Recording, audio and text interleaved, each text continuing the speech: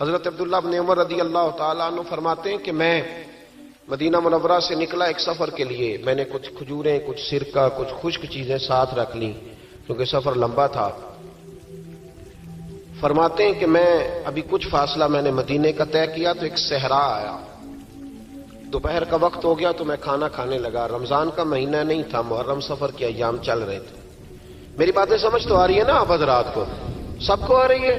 اللہ آپ کو جزا عطا فرمائے. کہتے ہیں میں دوپہر کے کھانے کے لیے وہاں رکا. میں نے وہ کھجوریں نکالی، سرکہ نکالا، کھانے لگا تو ایک چرواہا بکریاں چراتا چراتا آ گیا.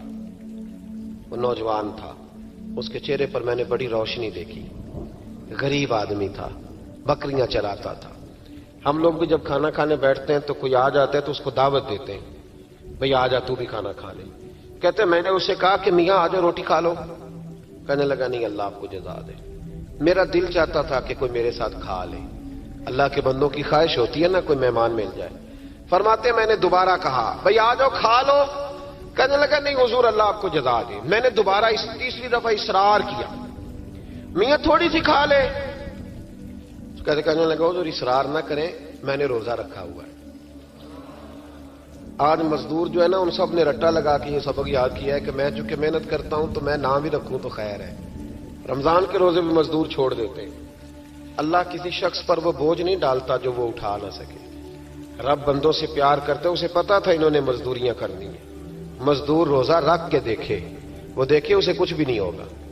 حضور نے تو کہا صوم تصحو، تم روزہ رکھو اللہ تمہاری صحت میں اضافہ کر دے گا. یہ تو تندرستی والا کام ہے. کہنے لگا حضور روزہ رکھا ہوا ہے. حضرت عبداللہ ابن عمر رضی اللہ تعالیٰ عنہ کہتے ہیں میرے دل میں خیال آیا پتہ کروں کہ صرف روزے دار ہے کہ نیک بھی ہے. صرف روزے دار ہے کہ نیک بھی ہے، صرف نمازی ہے کہ نیک بھی ہے، صرف حاجی ہے کہ اللہ سے بھی ڈرتا ہے. ذرا دیکھوں تو صحیح، آزماؤں. آپ فرماتے میں اٹھ کے قریب گیا، کھانا میں نے کھا لیا تو بکریاں تھی اس کے پاس، 300-400 بکری چرا رہا تھا. تو ایک بکری کی پشت پہ میں نے ہاتھ پھیرا. میں نے کہا بیچو گے؟ بیچو گے بکری؟ کہنے لگا حضور میں چرواہا ہوں، دیہڑی پہ کام کرتا ہوں، مزدوری لیتا ہوں، ان کا مالک تو کوئی اور ہے. تو آپ فرماتے ہیں میں تو پہلے دیکھنا چاہتا تھا کہ نیک بھی ہے کہ نہیں. تو میں نے اس سے کہا کہ بکریوں کے مالک سے کہہ دینا ایک بکری بھیڑیا لے گیا ہے، کہہ دینا مالک سے. تو آپ فرماتے ہیں جب میں نے اسے دیکھا نا تو غریب تھا، پھٹے ہوئے کپڑے تھے. دامان توکل کی یہ خوبی ہے کہ اس پر پیبند لگے ہوتے ہیں پر دھبے نہیں ہوتے. آپ فرماتے ہیں کہ میں نے کہا کہ کہنا کہ بھیڑیا لے گیا تھا. فرماتے ہیں کہ اس کا میں نے چہرہ دیکھا تو داڑھی پر ریت پڑی ہوئی تھی، سر پہ ریت تھی، کپڑے پرانے تھے، مکان بھی کچا ہوگا لیکن اس کے نظریات اتنے پختہ، باتوں میں اتنا اثر. فرماتے اس نے غور سے میرا چہرہ دیکھا اور پھر اس نے بکریوں کو چھڑی ماری اور بکریاں چلنے لگیں. وہ میں نے کہا میرے سوال کا جواب نہیں دیا. تو کہنے لگا حضور میں بکریوں کے مالک کو تو کہہ دوں گا بھیڑیا لے گیا ہے، اور جب کائنات کا مالک پوچھے گا تو پھر کیا جواب دوں گا؟ جب عرش کا مالک پوچھے گا تو پھر کیا جواب دوں گا؟ اللہ بھی تو پوچھے گا نا، تو اللہ کو کیا بتاؤں گا؟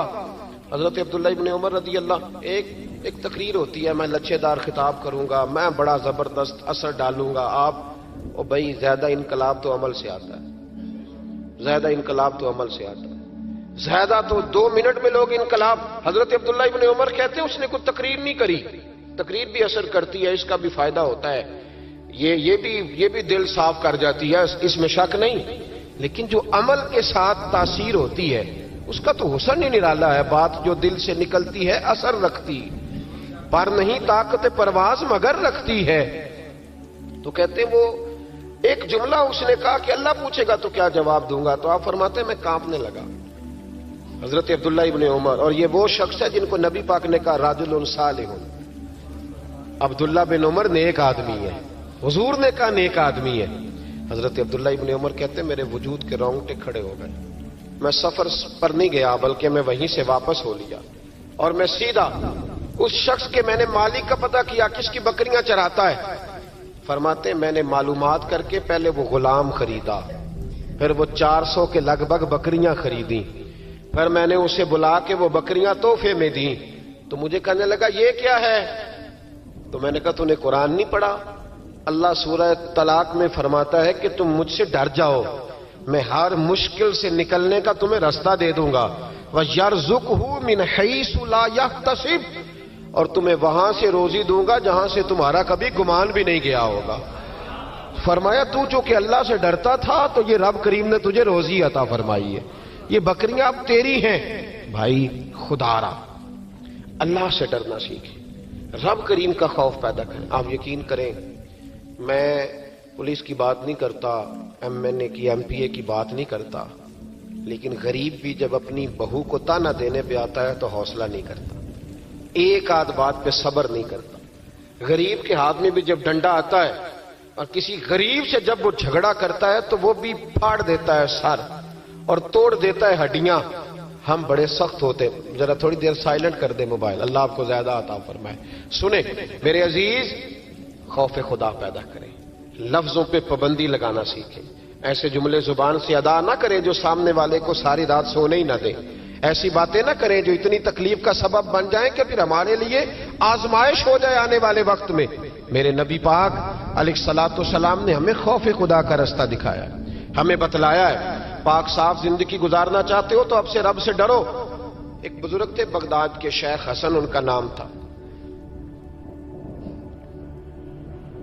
وہ جب نماز کی امامت کرتے نا، بغداد کی جامع مسجد کے امام تھے، جب امامت سے فارغ ہوتے تو کہتے اے اللہ میرے شہر کے اس تاجر کی 2 بیویوں پہ اپنا رحم فرما، اے اللہ میرے شہر کے اس تاجر کی 2 بیویوں پہ اپنا۔ تو شاگرد اکثر سنتے کہ ہر نماز کے بعد استاد جی دعا کرتے، شاگرد پوچھتے حضور اس تاجر کی وہ بیویاں، نہ تاجر کا نام نہ بیویوں کا پتہ، تو آپ فرماتے تمہیں کیا، میں دعا کرتا ہوں نا، جس رب کی بارگاہ میں کرتا ہوں اس رب کو تاجر کا بھی پتہ ہے، بیویوں کا بھی پتہ ہے۔ تو ایک دن سارے شاگرد اکٹھے ہو کے بیٹھ گئے، استاد جی آج بتائیں تو صحیح معاملہ کیا ہے، آج ذرا آپ بات تو کریں، معاملہ کیا ہے، وہ کون سا تاجر، کون سی بیویاں؟ تو شیخ حسن فرمانے لگے کہ بغداد کا ایک تاجر تھا، بے اولاد تھا۔ اللہ اکبر۔ تو وہ اکثر تجارت کی غرض سے ملک شام جایا کرتا تھا، اس کی اولاد نہیں تھی، کئی مہینے اسے ملک شام میں رہنا پڑتا تھا۔ اس کے دل میں خیال آیا کہ میں یہاں ایک نکاح ہی نہ کر لوں، میرے پاس اتنی مال و دولت ہے۔ تو وہ گیا، اس نے وہاں جا کے ایک شادی کر لی، مکان بنا لیا، نکاح کر لیا۔ پہلی بیوی کو بتا نہ سکا، یہ جو خواتین ہوتی ہیں بڑی جاسوس ہوتی ہیں، انہیں پتہ چل ہی جاتا ہے، ان کے پاس کچھ ایسے ذرائع ہوتے ہیں، بلکہ میں کہا کرتا ہوں کہ اللہ نے انہیں حیث دی ہوتی ہے۔ یہ وہ جب مشین بنی تھی نا جھوٹ پکڑنے والی، تو اس وقت ایک بڑے دانشور نے کہا تھا، اس نے کہا تھا یہ غلط کیا گورنمنٹ نے مشین بنائی ہے جھوٹ پکڑنے، خاوند کا جھوٹ پکڑنا تھا تو اس کی بیوی سے بات کر لیتے، وہ فٹافٹ پکڑ لیتی ہے، اس کو پتہ ہوتا ہے کہ معاملہ کیا ہے، خاوند کو بھی پتہ ہوتا ہے۔ اور یہ محبت کا رشتہ ہے نا، اس میں نبی پاک صلی اللہ علیہ وسلم نے حضرت عائشہ صدیقہ رضی اللہ تعالیٰ عنہ سے کہا تھا کہ جب تم مجھ سے راضی ہوتی ہے تب بھی مجھے پتہ چل جاتا ہے، اور جب ذرا تیری توجہ اس طرف نہیں ہوتی تب بھی مجھے پتہ چل جاتا ہے۔ یا رسول اللہ کیسے؟ تو حضور فرمانے لگے جب تم مجھ سے راضی ہوتی ہے تو کہتی ہے مجھے رب محمد کی قسم ہو صلی اللہ علیہ، اور جب کسی بات میں تیری توجہ بٹی ہوتی ہے تو تو کہتی ہے مجھے رب ابراہیم کی قسم ہو۔ تو حضرت عائشہ صدیقہ مسکرا پڑی، کہنے لگی یا رسول اللہ اللہ نے آپ کو بڑا علم عطا فرمایا ہے، وہ تو سارا پتہ چل جاتا ہے۔ تو بیوی پتہ کر لیتی ہے، اسے خبر ہوتی ہے۔ ایسے بھی یہ لباس ہے مرد کا، مرد اس کا لباس ہے، دونوں ہی جانتے ہیں، کمزوریاں بھی خوبیاں بھی۔ تو وہ جب اس دفعہ تاجر آیا نا، تو ایک دفعہ ملک شام سے نکاح کے بعد تو بیوی محسوس کرنے لگی کہ بدلے بدلے سے میری سرکار نظر آتے ہیں، نہ تو کپڑے دھلنے والے ہیں، نہ اس طرح اس کی طبیعت ہے، کوئی معاملہ ہے۔ لیکن فرما بردار بیوی تھی تو ڈائریکٹ شوہر سے سوال نہیں کیا، ایک جاسوس کے ذمہ لگایا کہ ملک شام جا کے پتہ تو کر ماجرا کیا ہے۔ وہ گیا، اس دفعہ جب یہ ملک شام گیا نا چند مہینوں کے بعد دوبارہ، تو وہ پیچھے گیا کہ کہنے لگا کہ میں کچھ بتا نہیں سکتا، تکلیف والی بات ہے، لیکن مسئلہ یہ ہے کہ تیرے خاوند نے وہاں نکاح کیا ہوا ہے، ایک گھر بھی لیا ہوا ہے، ایک بیوی بھی ہے۔ اس نے کہا چلو آتے ہیں تو بات کرتی ہوں۔ لیکن اب کہ جب یہ آیا نا واپس ملک شام سے تو بڑا شدید بیمار ہو کے آیا، شدید بیمار۔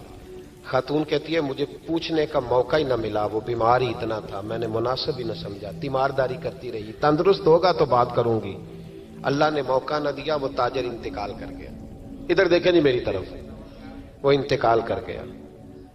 अब इद्दत गुजरी तो इस बीवी ने, बगदाद वाली ने, इसने उसका कुल माल, चूंकि और कोई था ही नहीं, यही बीवी थी और बड़ा मालदार था, इसने कुल माल जमा किया और फिर उसको आधे हिस्से में बांटा। इद्दत गुजरते इसने 2 सवारियों का बंदोबस्त किया, उस जासूस को साथ लिया और उस बीबी के पास पहुंची जो मुल्क शाम रहती थी। अल्लाह करे आपको समझ आए। और भाई ये किरदार मुसलमानों का है। हम आजकल पता क्या समझते, कहते हो वो तो बड़े लोग थे। वो बड़े लोग नहीं थे, वो मुसलमान लोग थे। उनके नाम के साथ वही लफ्ज लगता है जो हमारे नाम के साथ लगता है। वो भी नमाजी थे, हाजी थे, वो सारा कुछ थे। बस हमने ना कह दिया दिल्ली दूरस्त, ऐसी कोई बात नहीं। आज भी हो अगर इब्राहिम का ईमान पैदा, आग कर सकती है अंदाज़े गुलिस्तां पैदा, और तू फिजाए बदर पैदा कर, फरिश्ते तेरी नुसरत को उतर सकते हैं गर्दों से कितार अंदर कितार अब भी। उसने सारा कुछ रखा, जासूस को साथ लिया और शाम, मुल्क शाम पहुंच गई। उस खातून को तलाश किया और तलाश करके कहने लगी जमाना नहीं जानता कि तू भी वारिस है माल की, पर मैं तो जानती हूं ना, मैं तो जानती हूं ना। और यहां तो मियां लोग 2 मरले के लिए जाली कागजात बनवा लेते हैं, कुरान उठा लेते हैं। खातून हो के, शेख हसन कहते हैं औरत हो के, जाके कहने लगी कि ये चूंकि तेरा माल है तो मैं आधा लेके आई हूं, आधी वारिस तू है और आधी वारिस, तो रख अपना माल। उस खातून ने आगे बढ़ के अपनी सौकन को गले से लगाया और कहने लगी बीबी अगर तू अल्लाह से डरती है तो मैं भी उसी रब की बारगाह में सजदा करती हूं, मैं भी उसी मालिक से डरती हूं, मैं भी उसी करीम की मानने वाली। का क्या मतलब? कहने लगी मेरा शौहर अब के जब आया था ना मुल्क शाम तो बीमार होके आया था और बगदाद के तबीबों ने उसे बताया था कि अब तू बचेगा नहीं। तो वो जब वापस जा रहा था तो मुझे कुछ पैसे भी दे गया था, ये मकान भी मेरे नाम कर गया था और मुझे तलाक भी दे गया था और कह गया था मर्दी का निकाह कर ले। वो चूंकि मुझे फारिग कर गया था, अब इस माल में से मेरा कोई हिस्सा नहीं, ये सारा ही तेरा है। अब मेरा इसमें से कोई हिस्सा नहीं, तू रख ले, सारा ही तेरा। शेख हसन रहमतुल्लाह अलैह फरमाया करते कि मैं मौलवी और मुफ्ती होके, मैं पीर और सूफी होके, उन 2 बीबियों से मैंने बड़ा सीखा है। लिहाजा जब भी दुआ करता हूं पहले उन 2 औरतों के लिए दुआ